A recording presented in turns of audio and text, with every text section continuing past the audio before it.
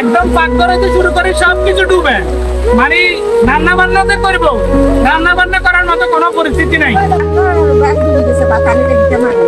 একের ব্যাগিন ডুবে গেছে কেন? আচ্ছা, বাচ্চা দিকে না, এই চুলেও ডুবে গেছে। তো আপনাকে বাড়ি ঘরের কি অবস্থা একটু যদি ঘরের ভিতরেও পানি, পাকঘরেও পানি, আমার টয়লেটও পানি, সব জায়গায় পানি। আমি ঘর থেকে বাইরে থাকছি। আসসালামু আলাইকুম সম্মানিত ভিউয়ার্স, আজকে দুঃখ ভারাক্রান্ত মন নিয়ে আপনাদের মাঝে উপস্থিত। সকালবেলা ঘুম থেকে ওঠার পর এরকম একটা দৃশ্য দেখতে হবে সেটা কখনো কল্পনাই করিনি। আজকে কয়েকদিন ধরেই দেখতেছি বন্যা, যে প্রাকৃতিক দুর্যোগ আমাদের এলাকা কিংবা আমাদের দেশে যে পরিমাণ ক্ষয়ক্ষতির মুখে পড়তেছে সাধারণ খেটে খাওয়া অসহায় মানুষগুলো। আজকে সেই কিছু কিছু চিত্র আপনাদের মাঝে তুলে ধরার জন্য চেষ্টা করতেছি।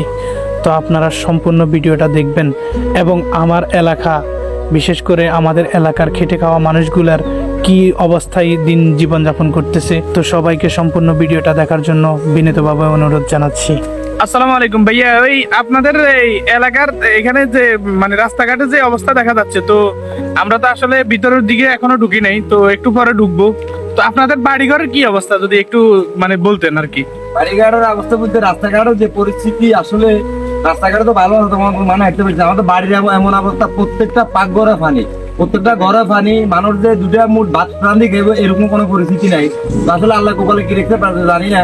তারপরে আমার একটা এই আবদার থাকবে, এটা যারা ঊর্ধ্বতম কর্মকর্তা আছে তাদের কাছে আকুল আবেদন, তারা যেন আমাদেরকে একটু সহযোগিতা করে বা উপর লেভেলে যদি কোনো টান থাকে যেন আমার এলাকাটা একটু পাঠায়। এটা আমার কথা আর কি।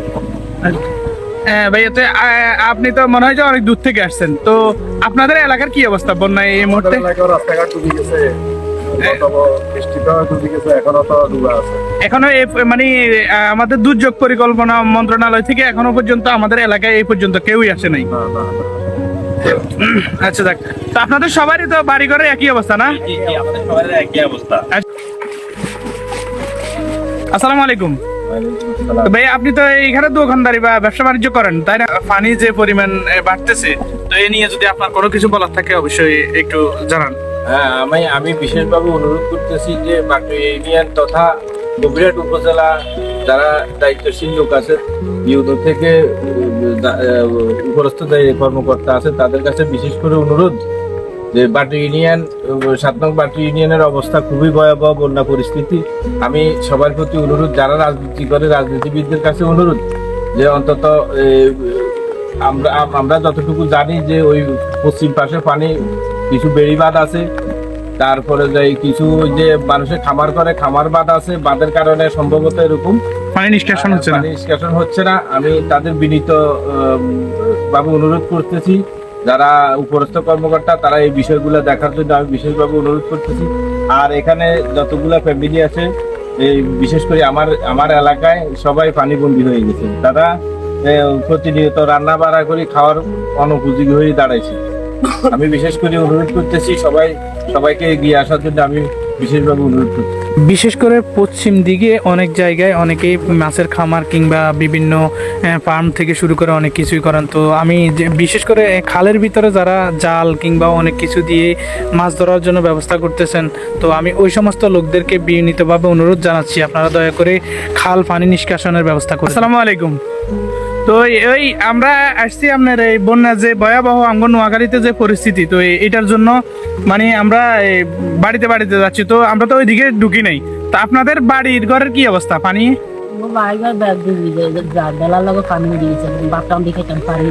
বাচ্চা দিকে না, এই চুলেও ডুবে গেছে। দেখ, আল্লাহ আপনাদেরকে রক্ষা করুক। তো আমরা আসি। হ্যাঁ, আসসালামু আলাইকুম কাকা। ওই এই মানে আমরা তো এদিকে এখনো ঢুকতে পারি নাই, তো যাই আর এমনি। তো আপনাকে বাড়ি ঘরের কি অবস্থা একটু যদি ঘরের ভিতরেও পানি, পাকঘরেও পানি, আমার টয়লেটও পানি, সব জায়গায় পানি। আমি ঘর থেকে বাইরে থাকছি। বাইরে বের কোনো অবস্থা নেই? তো প্রিয় দর্শক, আপনারা সবাই তো সবকিছু সামনে আগাড়ি দেখেন। আচ্ছা, দেখাচ্ছি আমি। তো আপনারা তো সবকিছুই দেখতেছেন, নিজের স্বচক্ষে শুধু দেখার উপরে থাকেন। দেশের পরিস্থিতি, বিশেষ করে নোয়াখালীতে বন্যা যে ভয়াবহ পরিস্থিতি নিয়ে আসছে, এটা 89 কিংবা 90-তে বলে একটা বন্যা হয়েছে, তখন আমরা হয় নাই। ওই রেকর্ড, অতীতের সে রেকর্ডও ভেঙে ফেলতেছে, এটা অনেকেই বলতেছে। যে বিশেষ করে প্রিয় দর্শক, এটা হচ্ছে একটা বাড়ির রাস্তা আর কি। তো এই রাস্তা মানে বাড়ির রাস্তা বুঝতেছেন তো, আবার এই পর্যন্ত পানি।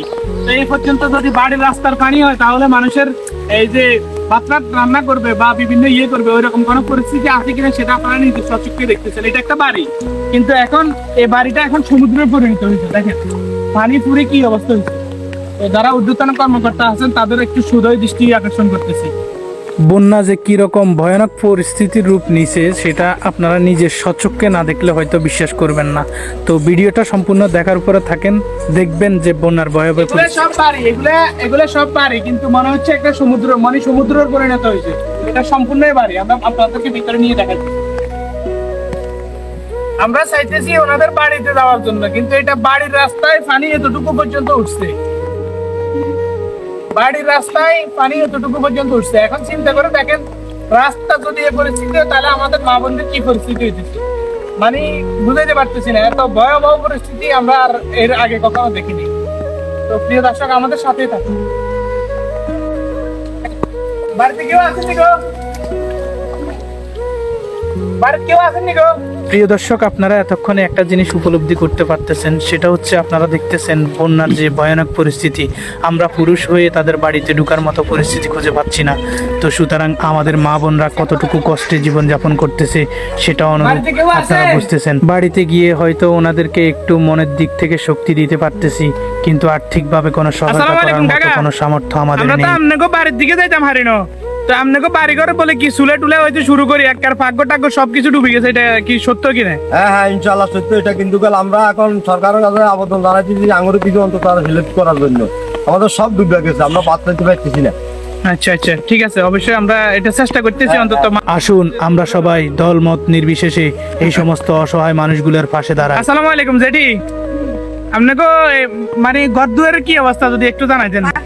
ব্যাগ ডুবে গেছে, বাতানিতে দিতে মারবে না। একের ব্যাগেন ডুবে গেছে কেন? আচ্ছা, আমরা চেষ্টা করে দেখতেছি, আমরা দেখি। আচ্ছা ঠিক আছে। আসসালামু আলাইকুম চাচি, আপনাকে মানে ঘর দুয়ারের কি অবস্থা মানে একেবারে? এখন তো অদ্ভুত আমি কাল ডুবে গেছে, আমরা তো বাতানি যাইতাম না, কত কষ্ট দেন না উড়ান গাড়া না আনবেন। আচ্ছা দেখতেছি, আমরা তো এগুলা তো নিজের চোখে দেখতেছি কি পরিস্থিতি দেশের। কতটা ভয়াবহ রূপ নিয়েছে এই বন্যা আমাদের এলাকাতে, বিশেষ করে আমাদের এলাকা না, পুরো নোয়াখালী জুড়ে সাধারণ মানুষগুলো কত কষ্টের ভিতরে জীবনযাপন করতেছে সেটা যদি আপনারা নিজের সচক্ষে না দেখেন কখনো উপলব্ধি করতে পারবেন না। মানুষ কতটা অসহায় হয়ে গেছে। বৃষ্টি এখনো পর্যন্ত কমার কোনো মানে নির্দিষ্টতা নেই। বৃষ্টি আরো প্রচুর পরিমাণে বাড়তেছে, এত পানি, এরপরও বৃষ্টি আরো প্রচুর পরিমাণে বাড়তেছে। যতটুকু সম্ভব হচ্ছে সাধারণ অসহায় মানুষের ঘরে ঘরে গিয়ে একটু মানুষকে মানসিকভাবে শক্তি দেওয়ার চেষ্টা করতেছি। একদম পাকঘরে থেকে শুরু করে সবকিছু ডুবে, মানে রান্না বান্নাতে করবো, রান্না বান্না করার মতো কোনো পরিস্থিতি নাই।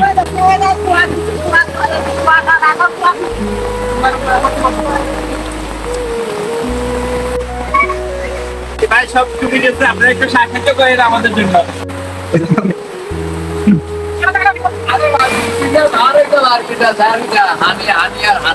বৃষ্টির জন্য বাড়ি থেকে বাইরে বের করতে হবে, একদম মানে ঘরের দরজায় মানে পানি ভর্তি। আর আপনাকে পাকঘরে কি অবস্থা? পাকঘরের ভিতরে পানি উঠে গেছে, ভাত রান্না করার মতো কোনো ব্যবস্থা নেই। আর বিশেষ করে আপনাদের কাছে আমার একটা কথা, সেটা হচ্ছে যে আমাদের নোয়াখালীতে আমরা গ্যাসের খনি পাইছি, ঠিক আছে, আমাদের গ্যাসের খনি 2টা খনি পাইছে, দোনোটা খনি সবার সেরা, কিন্তু দুঃখের বিষয় হলো আমরা মাটির চুলে ভাত রান্না করি। এটা হচ্ছে যে আমাদের অনেক বড় দুঃখ, আমরা মাটির চুলে ভাত রান্না করি। আর এখন এই বৃষ্টির কারণে আমাদের সেই চুলাটুকু মানে আমাদের যে চুলাগুলা, সেই চুলাগুলো ডুবে গেছে।